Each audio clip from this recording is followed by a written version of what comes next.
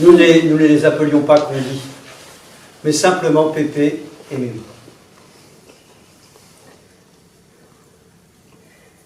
Les maisons amiénoises ne sont pas très larges, mais hautes sur 1 ou 2 étages. Ainsi, au rez-de-chaussée, la cuisine était attenante au double salon des grands-parents Condy, dont les fenêtres donnaient sur la rue de l'Abbaye. C'est de cette pièce que je me souviens d'avoir entendu les premières fois l'horloge Westminster accrochée au mur de la cuisine. Celle sur la cheminée du salon, apparemment fin 19e, lui répondait parfois en écho quand ses aiguilles marquaient leur pile. Aujourd'hui, le Big Ben sonne toujours, mais j'éteins le carillon. Parfois, n'y pensant plus, quand j'entends tout de même le mécanisme du pendule qui se déclenche, il me semble que c'est Pépé et Mémé Condy qui me font un clin d'œil. Tous les quarts d'heure, comme sa maman londonienne, retentit une partie de la musique qui finit complétée à l'heure et se ponctue d'autant de coups qu'indique la petite aiguille. Ainsi, je me souviens d'avoir interrompu toutes les 15 minutes mon activité ludique pour contempler cet étrange phénomène. Cela me fascinait. Je n'étais pas bien grand, elle était suspendue à 1,60 m du sol, haute de 70 cm. Je levais donc la tête, intrigué. Alors que j'étais à nouveau absorbé par mon jeu, la coquille en profitait pour me relancer de son tintement, dont mon arrivée ne surprenait que les derniers mouvements. C'était elle aussi qui, bravant l'interdiction condienne, avait continué à m'adresser la parole quand j'avais été au coin. J'en ai aujourd'hui la responsabilité et nous passons du bon temps dont elle martèle les secondes comme un forgeron l'ouvrage sur l'enclume. Elle est un peu l'organe cardiaque de ma maison et chaque battement est un peu celui de tous ceux qu'elle a accompagnés.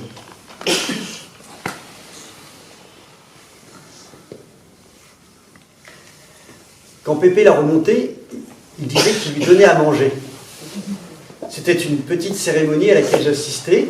Il tirait une chaise qu'il mettait contre le buffet qui était sous elle pour l'atteindre, récupérait l'une des 2 clés qui sont toujours dans le boîtier de l'horloge et réapprovisionnait le mécanisme en commençant par le rond central. Ce type de carillon en possède 3. C'est aussi à cela que l'on sait que c'est un Westminster. D'après ce qu'il a écrit sur l'enveloppe contenant le mode d'emploi, Pépé l'a hérité de sa tante Thérèse en 1969, qui elle-même l'aurait acquise en 1918. Malheureusement, l'horloger, à qui parfois je l'ai confiée pour la soigner, prétend qu'elle serait plutôt des années 1930. Cher Neuffiou, libre à vous de mener votre enquête. Quant à moi, je ne doute pas qu'elle fera un jour une belle centenaire et que ses battements prolongeront largement les miens.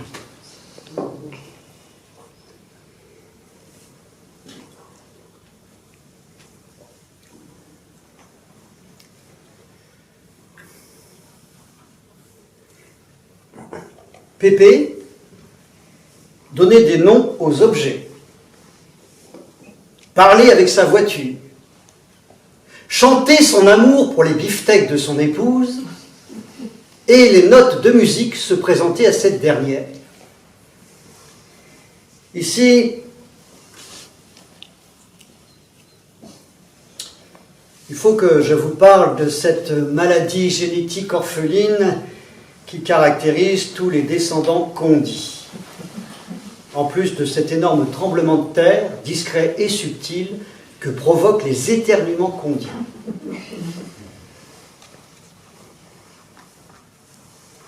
Nous avons l'avantageuse tendance à jouer avec les mots et à entendre des phrases que les autres n'entendent pas. Ainsi, lorsque dans une gare, on vous invite à emprunter le passage souterrain, ce n'est aucunement une exhortation érotique. Parfois, nous inventons des mots. Votre grand-Pierre est l'un de ceux chez qui ce symptôme s'est le plus développé. Bon, je vous livre quelques-uns de ces furoncles verbaux et autres compliments pour traduire, tel son père à sa déesse de la cuisson saignante, son affection à son épouse. Glackenfurt, contracté après des vacances en Autriche. Nanin Blackbird, composé du surnom de votre grand-mère enfant, plus peut-être une référence au jazz ou à Barbara. Contracté après un voyage en Angleterre. J'ai gardé le plus savoureux pour la fin, car je pense qu'il résume bien les personnages. Ils sont nés comme cela, mais avouons-le, vous avez une grand-mère et j'ai une maman et un papa, Schnappelbook, en français dans le texte. Faites-moi confiance, ce n'est pas facile de grandir à l'ombre de Schnappelbook.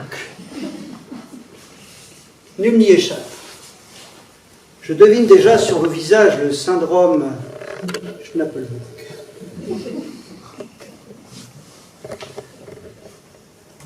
Ceci dit, cette dégénérescence verbale ne l'a pas empêché de nous pourvoir d'une bonne éducation.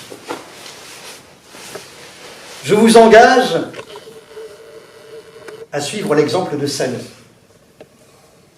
qui après bien des fourchetés et du groin dans son assiette, sait maintenant que dixit grand-Pierre, c'est la fourchette qui va à ta bouche, et non ta bouche à la fourchette. Bon, la répétition du tas n'est pas heureuse, mais au moins nous sommes sûrs que la fourchette n'ira pas ailleurs.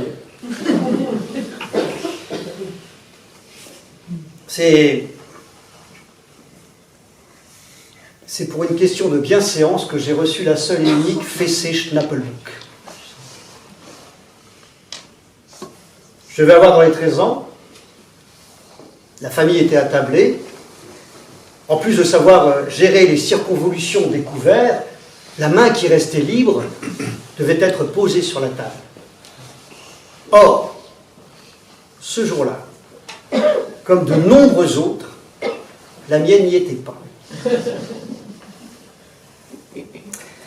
Après quelques exhortations paternelles, je finis par manifester mon mécontentement par un « je m'en fous » bien senti. La moutarde lui montant au nez, Sper se leva et malgré ma fuite dans la cour, finit par me corriger. La symbolique y était, mais pas la douleur. Non, ne vous fiez pas au racontard qui voudrait qu'à la suite d'une correction, nous ayons le cul fendu. Le repas familial était aussi l'occasion de l'apprentissage de la géographie. C'est en réponse à nos différents berks, proférés devant les différentes soupes avec des morceaux dedans, ou autres plats à graisse animale pour Samy, que Sper nous rétorquait « Berck, c'est dans le Pas-de-Calais !»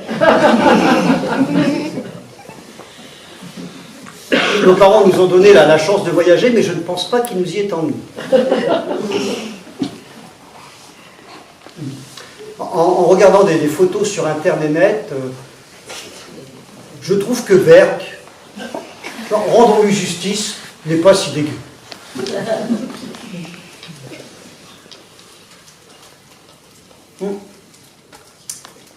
Dans la digne lignée pédagogique de sa mère Mémé Pierrette, la tablée pour grand-Pierre était aussi prétexte à notre éducation musicale.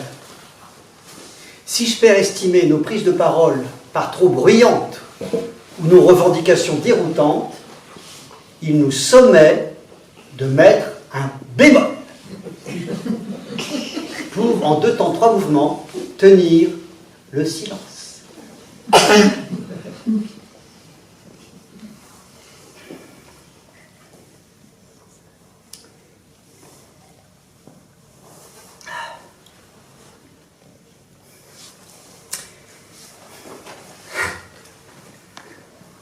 Samy avait le don pour le bricolage.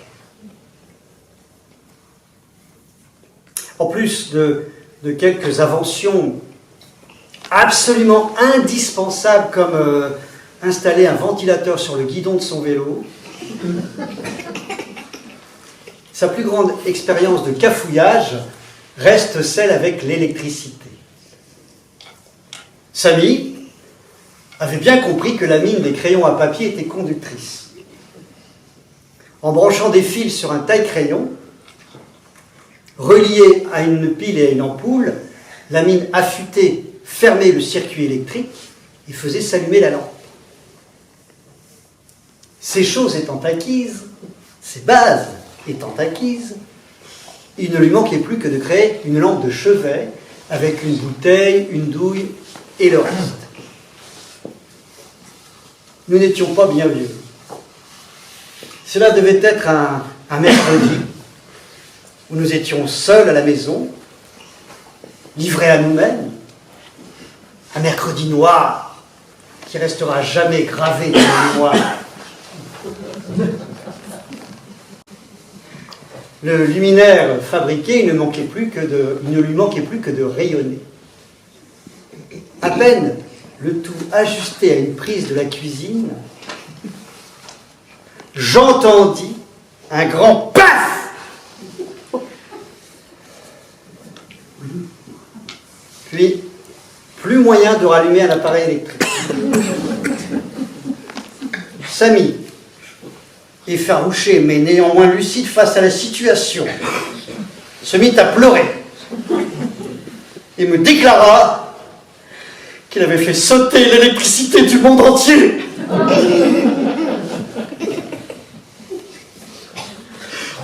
De mémoire planétaire, on se souvient encore de ce jour, de ce fatal jour de la fin des années 1970, où un terroriste de 7 ans, car rappelons un chat, avait privé le monde entier d'énergie.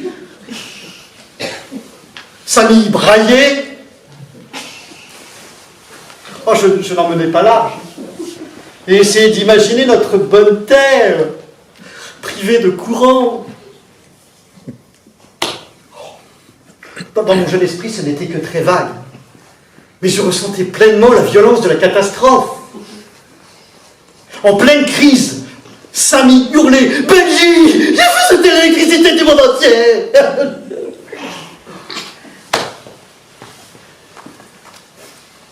Ne voyant pas d'autre issue, je me demande encore s'il n'avait pas envisagé le suicide. J'étais abasourdi. Mon frère était un dangereux terroriste. Qu'allait devenir notre civilisation si elle n'était plus éclairée? Quand soudain, sans doute à cause de l'heure du repas, notre super maman, Manin pour vous les Neufioux, arriva. Aussitôt, ne se fiant qu'à son instinct maternel, elle se douta que la fin du monde était proche. Toujours par instinct, ou peut-être parce qu'il bramait, électrique. Et en remettant le disjoncteur en place, rendit la lumière aux humains.